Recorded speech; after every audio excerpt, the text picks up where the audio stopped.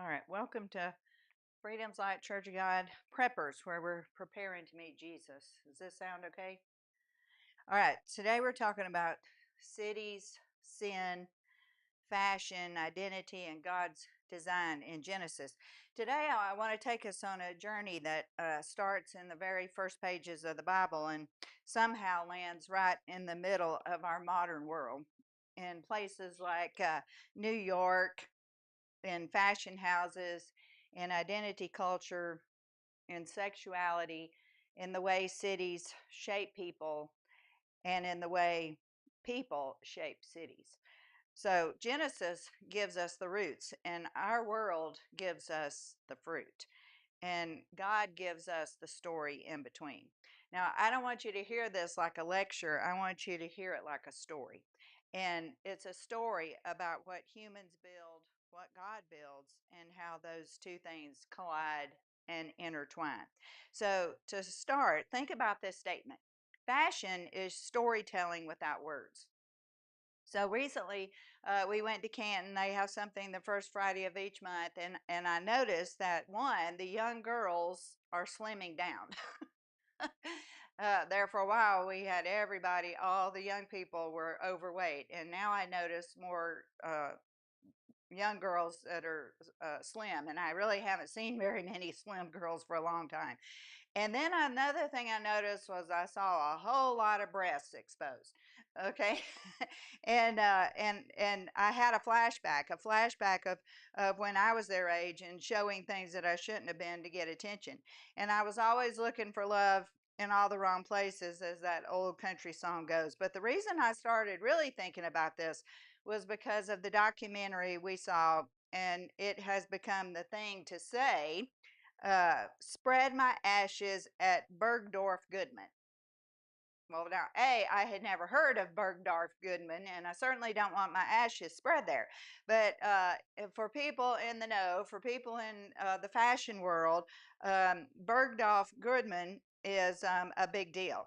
It's a luxury department store on Fifth Avenue in New York City, and they're famous for their contour fashion, elite designers, and its museum level holiday window displays. And it was founded in 1899, interestingly, by a tailor. So some designers who got their start at Bergdorf Goodman that you might recognize are Armani and Michael Kors and many others that honestly I didn't even recognize their names because I'm not into that. But for designers, the ultimate stamp of legitimacy in American luxury fashion is to have your stuff carried by Bergdorf Goodman. And Bergdorf Goodman is known for spotting talent before the rest of the world. That's what they're known for. And they choose very few designers. But if you are chosen by them, okay, you're a made person, right?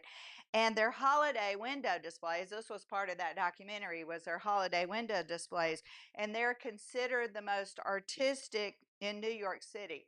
And elaborate is not even the right word, and theatrical, and they're studied by design students, and they have a long history of launching these major designers by uh, and as well as these museum quality uh, um, window displays.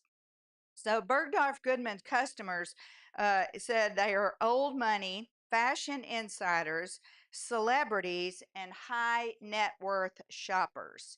And as I watched this documentary, which was very interesting, I saw a lot of homosexuals and many strangely dressed people, and it got me to thinking.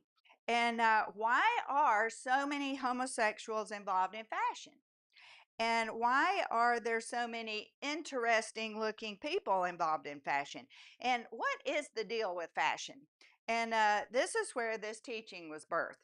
And so today, I want to take you on a journey that starts in the very first pages of the Bible, and it somehow lands right in the middle of our modern world, like I said, in places like New York, in fashion houses, in identity culture. So fashion hubs are not out in the country, right? Okay, I don't see any fashion hubs and ball ground, right? And they are in the cities. And that is the tie that I came up with, just in case you were wondering, what does cities and fashion have to do with identity and God? Well, that's what I'm about to tell you. And as you know, I have a deep fondness for the Old Testament because the revelation of the cross came to me through the Old Testament. And Genesis gives me the roots of understanding the whole Bible, and it gives me the understanding of how to understand Christ. And so Genesis shows me that the world gives us fruit that perhaps we shouldn't bear, but usually we do. And God gives us the end of the story, though, a story of victory through his son. So now, again, I don't want you to hear this like a lecture. I want you to hear this as a story about what humans build, and then what God builds, and what happens in the end. So when the Bible opens, God doesn't place humanity in a city, does he? He places them in a garden. So have you ever stopped to think about that? Why a garden?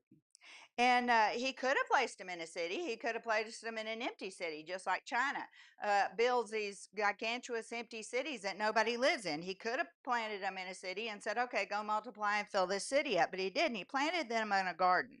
So what is it about a garden? Well, a garden is it's an open space. It's smells nice. It looks nice. It's simple. It's unhurried, and there's no walls, there's no crowds, there's no hierarchy, there's no performance, there's no identity management, there's no fashion, and because there's no insecurity, there's no self-presentation because there's no shame.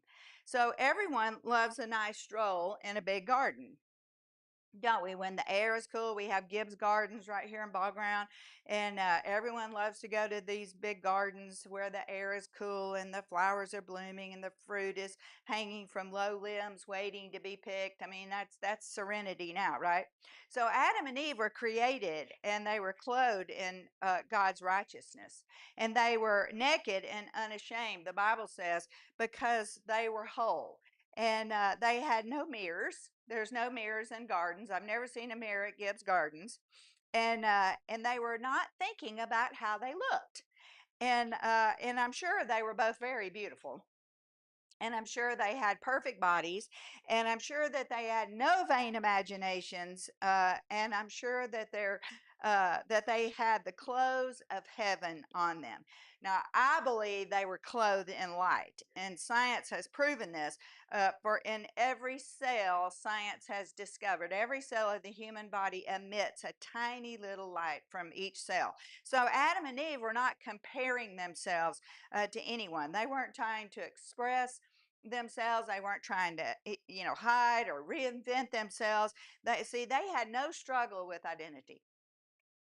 They had no struggle with who they were, or why they were there. They knew why they were there, and they were simply present with God and with each other in the garden. And that is God's starting point. It's a garden, not a city. So I want to know, have you ever thought of that? Have you ever given that any thought? See, God could have created a city, but he didn't. He put them in a garden. But the moment sin enters the story, everything changes. And the moment sin enters a marriage, everything changes.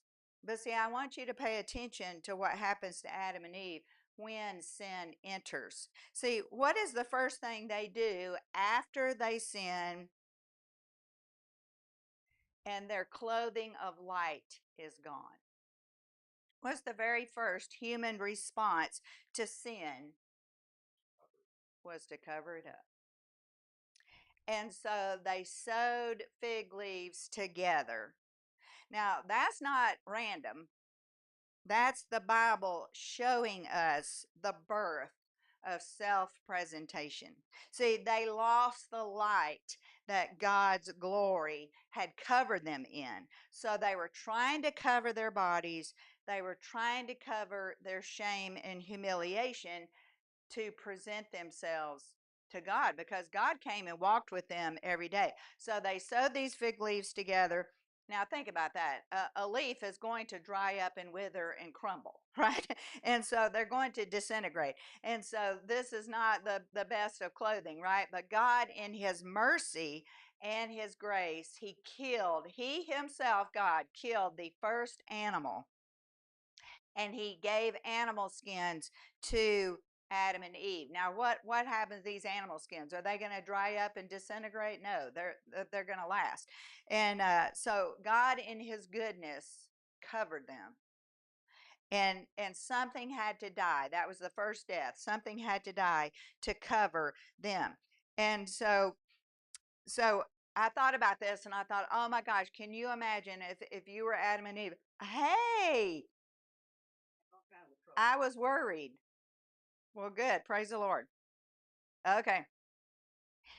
So, uh, so I thought about this. Don't you know they rejoiced over having these animal skins because it was something more substantial than something that was going to dry up and wither, and I'm sure they thought, even said to themselves, "Oh, well, this isn't so bad," and yeah, these I look pretty good in this, right? Animal skins, I look pretty good in this, don't you know?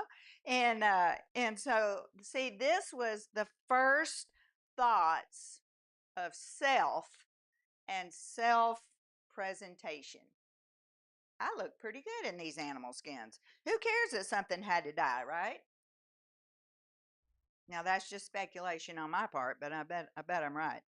So what I mean is suddenly, see, they felt exposed because that's what sin does. Sin exposes. And suddenly they felt judged, and rightly so. And suddenly they felt the need to manage how they appeared. And sin makes you feel terrible. And clothing became a way to hide. Hmm. Exactly. So clothing became a way to hide.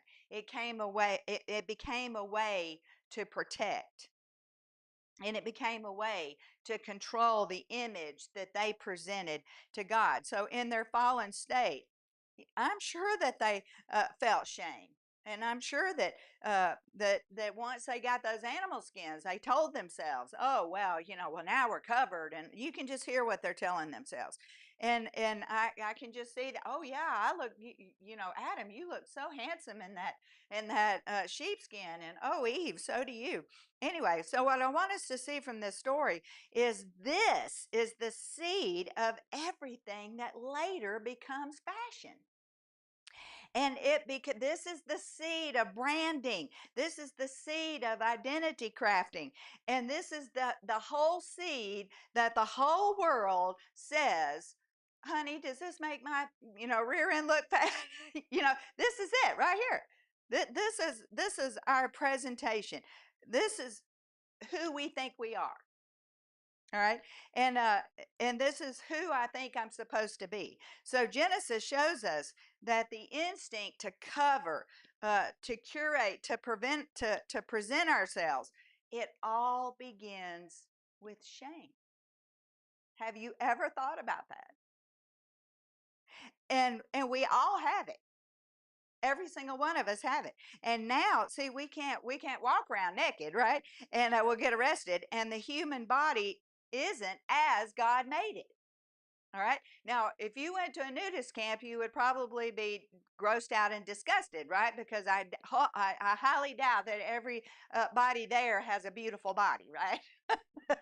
Because the fall has done something to our bodies. And some bodies are pretty scary to look at.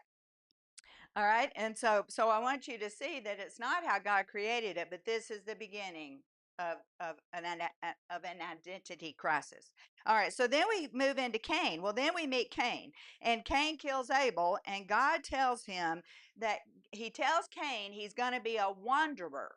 And Cain is terrified of being vulnerable, exposed, and rootless. He's going to have to leave his family. He's going to have to leave the land that he was farming, and instead he's going to be a wanderer. But instead of trusting God in his wandering, guess what he does? He builds a city. And I saw this when studying for Freedom Readers. And sure, I've read it countless times, but this time it really struck me. There were no cities. Cain built the first city, and he was drawing those of like mind for his own identity. Isn't that what we do? And the first city in the Bible is not built out of creativity or even community. It's built out of fear. Cain builds a city to create safety for himself. God said, "You'll be a wanderer." He did not say, "Go build a city and stay there." And so he builds a city to build identity for himself. And he builds a city to build stability for himself. And he builds a city so that he can have control. And because guess what? He is separated from God. And so he's doing all these things to compensate for not having God anymore. See, because God had cast him out, and God said, "The ground will no longer produce for you, Cain, because you spilled your brother's blood in the ground, and your brother's blood cries out to me." And so you will be a wanderer on the earth for the rest of your life. Now, that city that Cain disobeyed in building, it becomes the birthplace of culture. Okay, and and as we know, what do big cities hold? Sure, they have culture, but they are what do we call Las Vegas, Sin City, right? And so cities are a place of brokenness. It's a place where people go to try to discover who they are and find their identity. It's where music, right? Nashville. It's where music is a big thing. It's where metalwork and technology begin, right? And California is technology, but it's also where violence is. Violence is always in big cities. It's where domination is, and it's where pride takes root. And cities in Genesis are human attempts to create what only God can give in that security. And then we find Lamech.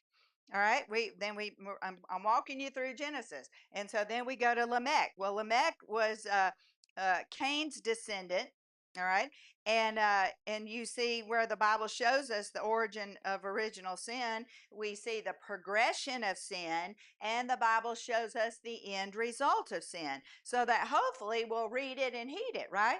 Well, Lamech is the first man in the Bible to take multiple wives. That was not God's plan. But Lamech is the first one. Lamech is the first one to boast about killing someone. And he's the first to celebrate violence. And he writes the first poem in Scripture, and it's a poem bragging about revenge. And that you know how the old saying that the fruit doesn't fall far from the tree. Well, Lamech didn't fall far from Cain. And he Lamech was Cain's great grandson. So this is the culture of the first city. It's yes, it's creativity, but it's also corruption living side by side. It's beauty and brutality in the same breath.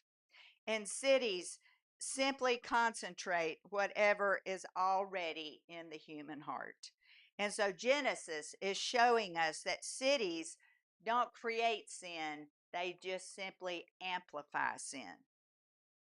All right, then we get to Babel. All right, the city of self made identity. So by Genesis 11, humanity builds another city, and we know it as Babel. And their goal was simple: let's make a name for ourselves. See, they want identity without God, and they want greatness without God, and they want to reach heaven on their own terms. So Babel is the Bible's picture of self constructed identity.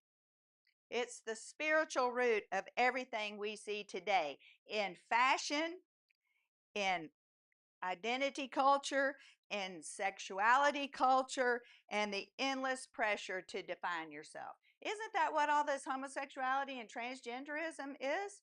It's an identity culture. It's hurting people trying to find an identity apart from God. It's a way to brand yourself. It's a way to be a part of a group where you're going to be accepted. So God doesn't scatter them at Babel because he hates cities, right? He scatters them because the city has become a monument to human pride. And so he confuses their language, and then they're scattered. And guess why? Because birds of a feather flock together. Okay, if you can't talk to somebody and you can't communicate because you have a different language, of course you're going to go find somebody you can communicate with. All right, then we get to Sodom. Well, we know of Sodom as the city of excess, don't we? It was the precursor to Las Vegas. And it was a city of excess, violence, and dehumanization. And Sodom isn't judged because of just one sin, okay? It's judged because of their whole culture. And they had a culture of arrogance, excess, neglect of the vulnerable, violence, and dehumanization. And it was a city that defied God and his laws of very nature that he himself set up. And you know exactly what I'm talking about. So Sodom is what happens when a city becomes powerful, wealthy, self-indulgent, and spiritually empty. Somebody saw a while back, maybe a year ago, somebody we know went to Las Vegas, and they said like prostitutes are everywhere. Okay, see that's what I'm talking about. So Sodom was the extreme version of what Genesis has been showing us all along, that cities magnify whatever's already broken in humanity. So now let's bring this into our world. Well, cities like New York become centers of fashion, identity, exploration, right? Well, maybe I'm really a boy. Maybe I'll be happy. Maybe I'll be happy if I become a man, right? And it becomes a place of sexuality, reinvention, and self-expression. So you can be anything you want to be in a city because nobody knows you, right? And so cities really give people something that a smaller place can't give you, and that's called anonymity. That's why people go to big churches. That's why they go to mega churches, because nobody knows them, so they can hide, they can get lost, and that's why people go to cities. It gives you freedom in a city. You have freedom of expression. You're going to escape judgment in a city because there's always a big group that you can join in with whatever your beliefs are that aren't going to judge you. See, a big city has every type of person that you can imagine, and so you're not going to be judged there, and nobody's really going to pay you a bit of mind, right? And a city offers you a place a space, if you will, to experiment, right? To partake in sin without anyone knowing who you are, and they're not going to care, right? It's a space to belong. And remember, I read all of Nikki Cruz's books. If any of you don't know who Nikki Cruz was, he was a gang member in the 50s in New York City, when New York City really was run by gangs. And he had horrible parents who were into witchcraft and Satanism in Puerto Rico, and they sent him to live with his brother in New York City. Well, immediately, like the first week he was there, he got involved with a gang, and it was one of the most notorious gangs in New York at the time, and he saw them as his family. They were his family. And even though they murdered and killed and fought, horribly, like every day, every week, they were killing somebody or fighting another gang or whatever, he found a place where he belonged. And so Rudy Giuliani was the mayor that really got control of New York City and stopped all this gang stuff there. But this is why fashion thrives in a city. It's why LGBT communities, why they form in cities, and why subcultures flourish. It's why identity becomes fluid. Now, does anybody really know what that means? I hear that all the time, right? Well, I'm, fluid in my sexuality, whatever. Well, that just means you're nothing. If you're fluid, that means you just, ebb and flow. You can be a man one day, a woman another day. You like women one day, you like men the next day. You know what I mean? You're fluid. You just go with the flow. So so it's a place where you can be accepted no matter what your thinking is. So Genesis explains all this. And humans in cities try to build identity apart from God. Every teenager is going to try to build identity apart from God. I did it, you did it, you did it. We all do it. Okay? Because that in our fallen nature, that's what we do. And so it's not because like, we're inherently evil, but it's because we're fallen. All right. And it's because we're searching. And so we're searching for peace and fulfillment apart from God. And see, we're old enough to know that that's a dead end, right? But see, that's what Genesis is telling us. It's showing us all this. And then for you freedom readers, I want you to think about what Jacob told his family in Genesis 35:2. It says, Then Jacob said unto his household and to all that were with him, Put away the strange gods that are among you, and be clean and change your garments. And let us arise and go to Bethel, and I will make there an altar unto God, who answered in the day of my distress, and was with me in the way which I went. And they gave unto Jacob all the strange gods which were in their hand, and all their earrings which were in their ears, and Jacob hid them under the oak which was in Shechem. Now, about earrings, before anybody has a hissy fit about earrings, I read that earrings back then were like symbols of their goddesses and gods, and they would have stuff on them, that amulets, like us wearing a cross, today. To a lot of people wear a cross to show they're Christian. They wore these earrings, the same reason, to show their identity with their gods and to seek that God's favor. So, but what I really want to hone in on is that part that says, Be clean and change your garments. Now, I've read that 1,000 times. Never thought one time, why would Jacob tell them to change their garments or take their earrings out?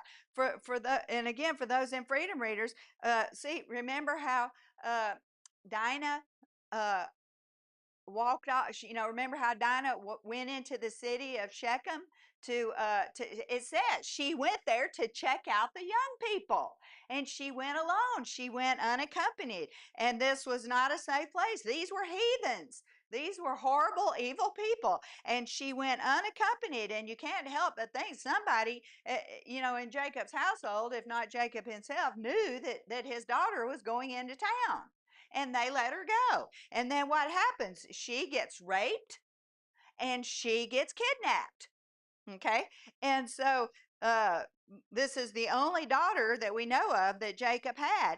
And now she's held captive. She's unable to go back to her family. So Jacob's two sons, Simeon and Levi, who are Dinah's full brothers, they make a plan to get her back. And their plan almost destroys not only their family, but almost destroys God's plan for them in his covenant with them, because they lie and they use religion as a cover, and they tell their captors, the king of the region and his rapist son, that if they will enter into covenant with their God, with Jehovah God, okay, then they will let their sister marry this king's son who has raped and kidnapped her. Well, the king goes to the men and says, "Okay, all y'all have to be circumcised because my rapist son wants this woman. So all of you men have to be circumcised." So the king ordered it, right? And they were all circumcised. And on the third day, when they're all really sore and laid up in their houses and can't do anything, then Levi and Simeon, and I'm sure some of the servants had to participate, and they went and killed every single solitary man in that city. and they plundered their riches, and they took their wives and their children as slaves. Now, as we learned in Sunday school and discipleship training, that Simeon would lose his very descendants over this, and they would be swallowed up by the tribe of Judah. They would no longer be a tribe of their own. And then Levi, after this, he's going to lay low and not get in any more trouble. But God makes Levi, his descendants, the priests of the nation, and they're never given any land of themselves for themselves, and they are scattered all over Israel, serving Israel. All right, and but this is what I told you the story for, because Jacob is now scared half to he knows he and his family are a goner. Okay, because guess what? Have you ever heard of revenge? Okay, and they wipe out a whole city.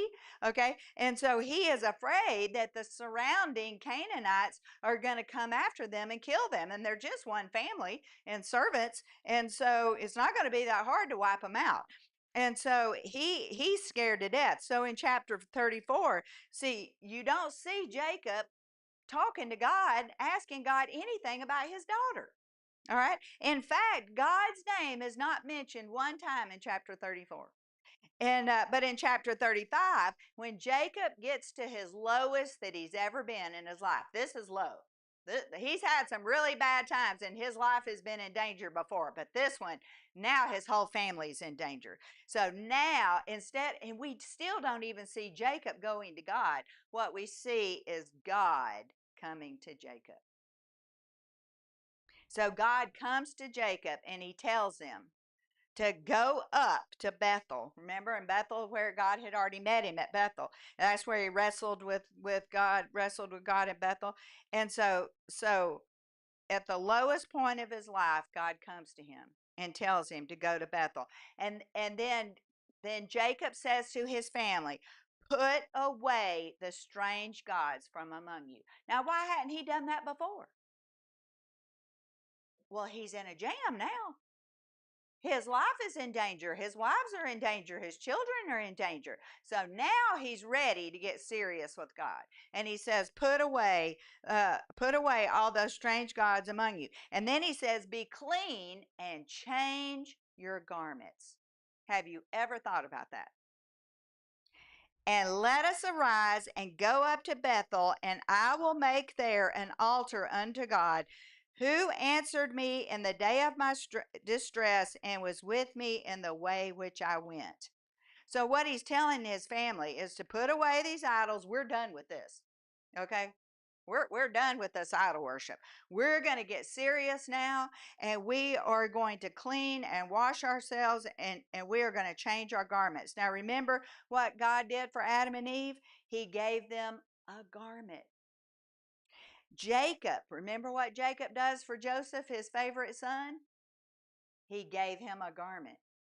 He gave him a coat of many colors to testify to the fact that he was his favorite. That's going to come later. That garment that he gave Joseph, it was a marking of favor, identity, and a calling to Joseph. What do the priests do? Pastor mentioned it last night. What do the priests do? I think you mentioned it last night. Yes. Okay, I was thinking. They bathed, they shaved, they changed their clothes, they put on pristine garments, all before they went into the Holy of Holies. They did this very thing. They cleaned and changed their garments. And we're skipping a whole lot of other examples of garments, which we could do a whole thing just on that. But in the New Testament, we are given many references to the saints and garments, like in Revelation 7, where the saints are clothed in robes of righteousness. So could it be when I was growing up, but unfortunately it's not so in today's culture, that when we went to church, we put on our best? Why did we put on our best? because we learned this from the Bible to get clean and to put your best on, to show reverence to God. And on Resurrection Sunday, which back then we called it Easter, man, my mother, she went all out. I mean, I had a new dress, I had new shoes, I had new bonnet, I had a new purse, I had new everything. On Easter, you went out, everybody looked to the nines. And really, it's quite sad that today, and really what it shows is that we don't have reverence for God today. And these churches that say come as you are and come in your bathing suit and come in all the, see, that's disgraceful, and that's irreverent, and really it's debauchery, because we see this example. I mean, really, do your own study. It's over and over and over again where the Bible talks about clothes and compares it to righteousness. Exactly. So clothing is a big deal, and it's possibly more a big deal than we ever realize today in our modern culture. Because really, what clothing is it's your identity in Christ. See, and you may say, well, how can that be? Well, I'm going to tell you. See, we learned in Freedom Readers that Jacob put on Esau's clothes, and he put on skins of animals because Esau was hairy. So that was a representation of putting on Christ. And so when you're putting on Christ, like Jacob put on Esau's clothing and identity, see, it means you are Christ's disciple and you identify with him through everything that you are and everything that you do and everything that you wear.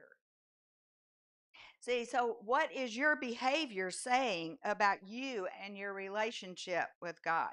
What is your clothing saying about you and your relationship with God? You see, our clothing really is all about identity. And what we do is we scream to the world who we think we are by what we wear.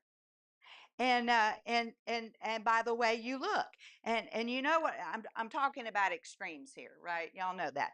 And I'm not talking about that we need to look like the Amish. That's not what I'm talking about. I'm talking about extremes here. So God, what I want us to see is, see, God doesn't abandon cities. God is all about redemption. He wants to redeem cities. He wants to redeem us. So I ask you, what is God's response to man and his cities and his fashion and all his endeavors to find himself? Well, here's the twist. See, you would think that God would condemn Jacob, wouldn't you? You know, he sat back while his two sons killed a whole city full of people. You would think God would come and shake his finger in Joseph's face and say, you have done a bad thing. But that's not what he does. See, because God doesn't destroy, God redeems. And he's redeeming Jacob in the next chapter, in chapter 36. And notice God didn't condemn Adam and Eve. He mercifully clothed them. And the Bible doesn't end in the garden. Guess what the Bible ends in? In a city, the New Jerusalem coming down from heaven. And it's a city where God dwells with humanity. And yet it's a city without violence, without pride, without exploitation, without shame or confusion. It's a city that is Eden, healed and expanded. So God takes the human idea of a city and he transforms it into something holy. So Genesis shows us why cities feel spiritually intense. Have you ever gone somewhere, to a city, to a town, and you just feel the oppression? I have. That's why. And it's why identity becomes fluid, right? In urban spaces. And that's that new buzzword that means flexible. And it's why fashion becomes a language. And it's why sexuality becomes a culture. And it's why humans reinvent themselves and why crowds magnify sin. But it also shows us that God meets people in cities. and God redeems what humans distort. See, God transforms identity, and God restores what sin breaks, and God builds a city of his own. And so the story of the Bible is not humans escaping cities, it's God transforming the people and transforming the cities. So, in closing, Genesis gives us the roots of everything.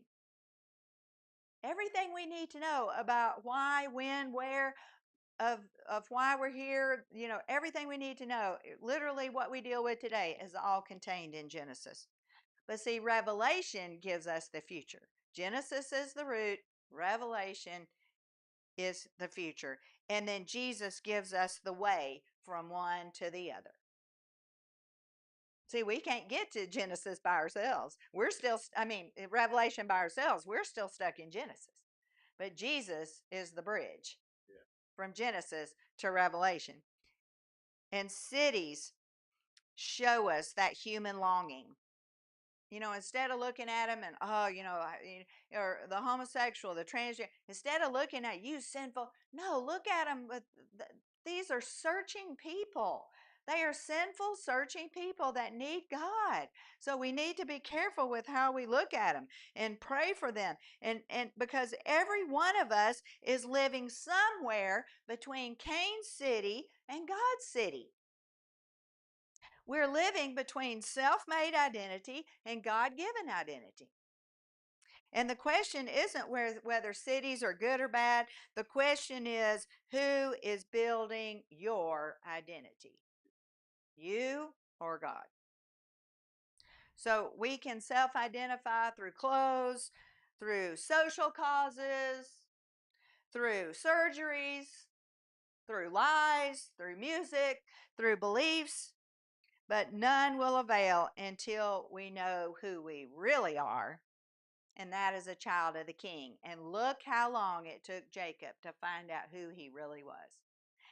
And we have to understand that we are a child of the King, and we are put here, the Bible says, to be in relationship with him, to glorify him, to magnify him, and he wants to be our Father and our friend. And that's the only place we can find peace and fulfillment. And it's the only time we can stop searching for this identity and expressing it falsely through all this ridiculousness of ridiculous clothes and ridiculous hair and transgenderism and homosexuality and all that, because all that's false. See, inner peace only comes one way, and that is to surrender the Lord Jesus. So it's young and old alike trying to find their place, trying to soothe the ache within them. Body parts are being chopped off and rearranged for some, never to be restored again. Their identity forever altered. It's a soul born, separated from God, thinking that they could fill the void of their Creator by joining a new family and by altering their body through clothes, tattoos, and worse, sex alteration surgeries. See, when all along, really what they're just looking for is to be connected back with the one who created them and realize who they really are as a child of God. They are images of the Most High. That's what Genesis tells us.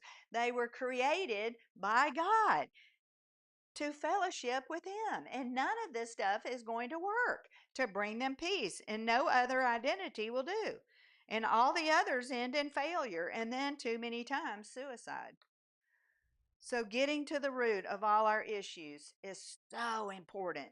And understanding the word, getting in the Bible. Don't rush it. Take time. Look up little things like that they were to clean themselves and to change their clothes. Look stuff like that up, because it's the root of everything. And and as believers, let's be careful with what we identify with. even if it's a love for a city or a love for designer clothes. See, let's ask ourselves, is my desire for these things pure and good, or is it based on my relationship with the Lord, or is it based on me trying to identify with something apart from God? See, let's pray about everything and let's pay attention to what we're drawn to and why we're drawn to that. And let's be willing to let things go that really have absolutely no root in Him, but actually have their root as a fallen world. So today, I just urge you to walk in the light, for He is the